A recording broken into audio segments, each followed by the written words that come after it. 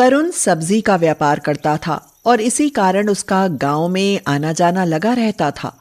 वहीं गांव में उसे विद्या नाम की लड़की से प्यार हो जाता है।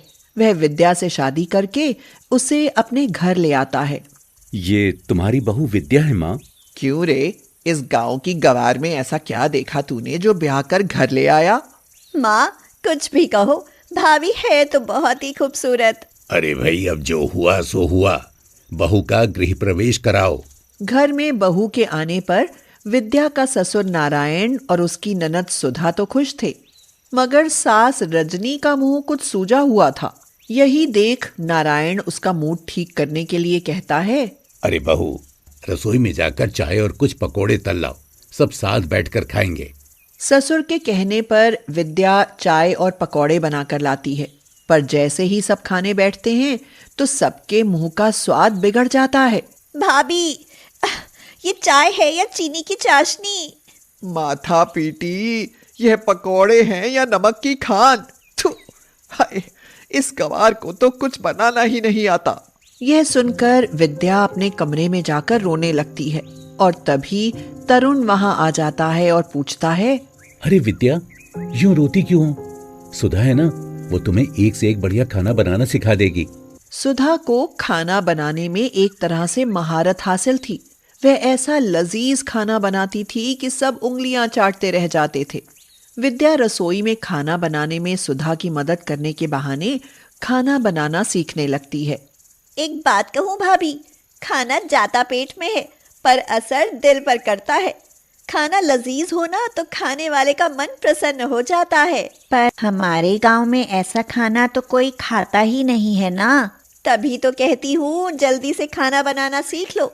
मैं ससुराल चली गई तो हाथ मलती रह जाओगी। विद्या अपनी ननद से खाना बनाना सीखने पर भी रजनी की पसंद का खाना नहीं बना पाती। जली जली रोटियां, बेस्वाद सब्जी, ये खाना है या खाने का नाश? सुधा, खाना तुम ही बनाया करो बेटा। बहू का बनाया खाना तो मुझसे खाया ना जाएगा।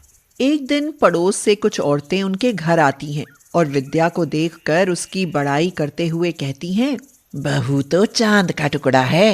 बहू की आंखें तो देखो, मृगनयनी लगती है। आस पड़ोस में ऐसी सुंदर बहू तो अब तक किसी के घर नहीं आई। सुनो रजनी बहन, आज तो हम बहू के हाथ का बना चाय नाश्ता करके ही घर जाएंगी। यह सुनकर रजनी परेशान हो जाती है। उस समय सुधा भी कॉलेज गई हुई थी। जो खाना पसंद हो बता दो, वही बनवा देती हूँ। वो आशा की बहू रानी ने मखनी पराठे बनाकर खिलाए थे। सच में बड़े ही मजेदार थे रजनी बहन। बस एक एक मखनी पराठा और बूंदी का रायता बनवा लो। रजनी विद्या को मखनी पराठे और बूंदी का रायता बनाने को कहती है। विद्या अपने पूरे मन से यह सब बनाकर लाती है, मगर जैसे ही वे सब खाने बैठती हैं, थू थू करने लगती हैं। थू थू, यह क्या खाक पराठा और रायता बनाया है? बुरा मत मानना रजनी बहन, तेरी बहू को तो खाना बनाना ही नहीं आता। इसके हाथ का बना खाना तो जानवर भी ना खाएं। उस दिन के बाद विद्या को रजनी से तानों के सिवा कुछ नहीं मिलता है और विद्या हमेशा रोती रहती है। फिर एक दिन जब विद्या घर में अकेली होती है तो उसके घर एक बुढ़िया आती है और कहती है, बेटी, बहुत भूख लगी है, कुछ खाने को दे दो। दादी, आप यहीं बैठो, मैं अभी खाना लेकर आती हूँ। यह कहकर विद्या रसोई से खाना लेने जाती है, मगर खाना तो बचा ही नहीं था। विद्या सोचती है, अब क्या करूँ, खाना तो बचा ही नहीं है। एक काम करती हूँ, बुढ़िया के लिए कुछ बना देती हूँ। यही सोचकर विद्या बुढ़िया के लिए खाना बनाती है और उसे खाना देते हुए कहती है, दादी, खाना तो मैं बना लाई हूँ, पर मेरा बना खाना तो किसी को भी पसंद नहीं आता। आप देख लो, पसंद आए तो खा लेना। बेटी, निराश ना हो, मेरे पास वो मसाला है जो बेस्वाद खाने को स्वादिष्ट खाना बना सकता है। यह कहकर बुढ़िया अपनी झोली से मसाले की एक जादुई डिबिया निकालकर उसमें से चुटकी भर मसाला लेकर खाने में डालकर चटकारे लेकर खाती है और जाते समय वह डिबिया विद्या को देते हुए कहती है, बेटी, इस डिबिया में जादुई चाट मसाला है। आज के बाद तुम जो भी बनाओ उसमें चुटकी भर जादुई चाट मसाला डाल देना। फिर देखना खाना इतना स्वादिष्ट बनेगा कि लोग उंगलियां चाटते रह जाएंगे। हाँ। यह सुनकर विद्या कहती है, पर दादी, यह मसाला तो 2-4 दिन ही चल पाएगा, उसके बाद क्या होगा? चिंता मत कर बेटी, जब तक इसका जादू तेरे हाथों में नहीं आता मसाला खत्म ना होगा। विद्या जादुई चाट मसाले की डिबिया को अपनी अलमारी में छिपा कर रख देती है और तभी तरुण मुंह लटकाए घर आता है। रजनी पूछती है, अरे क्या हुआ, तू इतना उदास क्यों है? बेटा, बिजनेस में कोई नुकसान हो गया है क्या? जी बाबूजी, अगर जल्दी 10 लाख का प्रबंध ना हुआ तो समझिए मैं तो बर्बाद ही हो जाऊंगा। 10 लाख की बात सुनकर सभी चिंता में पड़ जाते हैं। अब क्या होगा रजनी? घर पर कर्ज लूं क्या? अगर लोन ना भरा गया तो क्या सड़क पर रहेंगे? तरुण का हाल तो देखा ही नहीं जा रहा था। वह तो हर वक्त उदास रहता था। तभी सुधा उसे अखबार में छपा एक इश्तिहार दिखाते हुए कहती है, भैया, यह इश्तिहार देखो, शहर के सबसे बड़े होटल में पाक कला प्रतियोगिता है।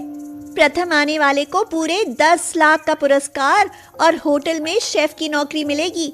सैलरी भी पूरे 2 लाख रुपए होगी। तो इसका मैं क्या करूं? ये सब मुझे क्यों सुना रही हो? वो इसलिए भैया क्योंकि मैं इस प्रतियोगिता में भाग लूंगी। देखना, मैं ही प्रथम आऊंगी। यह सुनकर विद्या कहती है, इस प्रतियोगिता में मैं भाग लूंगी और देखना, मैं प्रथम आऊंगी। बहू, तू यह क्या बक रही है? इस प्रतियोगिता में भाग लेगी तो अपने साथ साथ हमारी भी जग हंसाई कराएगी। हाँ। आप चिंता मत कीजिए माँ जी, इस बार मैं ऐसा खाना बनाऊंगी कि उसे चखने वाले हैरान रह जाएंगे। हाँ। विद्या की यह जिद देख उसकी सास, उसका ससुर, उसकी ननद और तरुण सभी चिंता में पड़ जाते हैं। तरुण विद्या को समझाते हुए कहता है, मान जाओ विद्या, उस प्रतियोगिता में भाग लेकर तुम अपनी बेइज्जती ही कराओगी, इसलिए सुधा को ही उसमें भाग लेने दो। बहू, वैसे भी कुछ नहीं मिलने वाला। ऐसी प्रतियोगिताएं बस दिखावे के लिए होती हैं। मगर समझाने पर भी विद्या अपनी जिद पर अड़ी रहती है। सुधा के साथ साथ विद्या भी पाक कला प्रतियोगिता में हिस्सा लेती है और खाना बनाकर डिबिया में से चुटकी भर जादुई चाट मसाला उसमें डाल देती है। वैसे ही खाने में जादुई स्वाद भर उठता है। पहला जज कहता है, वाह, क्या अद्भुत स्वाद है इस खाने में। विद्या से बेहतर खाना तो कोई बना ही नहीं सकता। इस फूड कॉन्टेस्ट को जीतने वाली कंटेस्टेंट का नाम है विद्या देवी। यह सुनकर विद्या फूली नहीं समाती और मन ही मन उस बुढ़िया का शुक्रिया अदा करती है। उधर सुधा, रजनी, तरुण और नारायण तो हैरान रह जाते हैं। सुनो जी, बहू ने तो हमारे बेटे की किस्मत ही बदल दी। भगवान ऐसी लायक बहू सबको दे।